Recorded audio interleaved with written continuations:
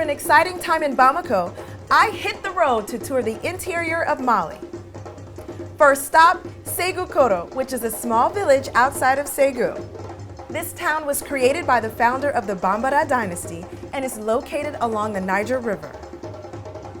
The people in Ségou Koro are farmers and herders, and they all work together to provide food for the village. I stopped by the chief's home and decided to peek around. I ended up seeing some ancient statues from the 17th century that were passed on by the previous chiefs. I also saw a century-old tortoise who was resting peacefully. After a quick trip in Ségou Koro, I was ready to explore Ségou, Mali's third largest city. We had been on the road for a while, and I felt like it was time for a beer. I visited a family's home from the ethnic group known as the Bobo, where they brew their very own millet beer. I got a lesson on the millet beer making process. The grains have to soak first to promote them to sprout. Then they are dried, and over the next 3 days, the grains are mashed, boiled, fermented, and strained.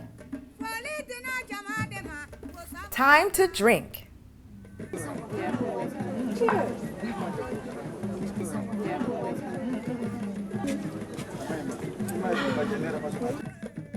After sipping some millet beer at the Bobo-style cabaret, I was excited to see more of Ségou.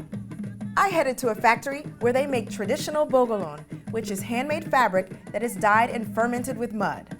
The process of making bogolon cloth was fascinating.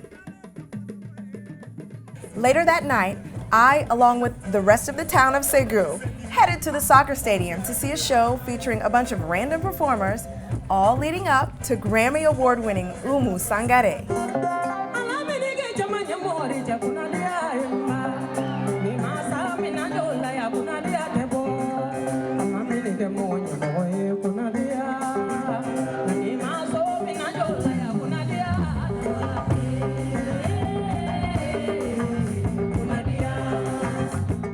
The next day, I made my way over to the town center, where at least 10 weddings were taking place, all one after the other. Family and friends gather outside the mosque, waiting for their loved ones to tie the knot. But the best part about the gatherings is being able to listen and watch the griots.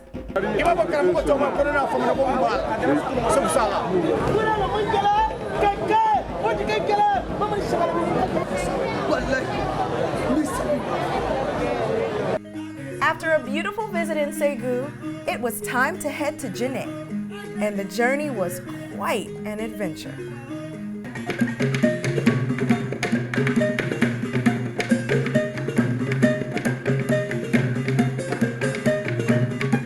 Stay tuned.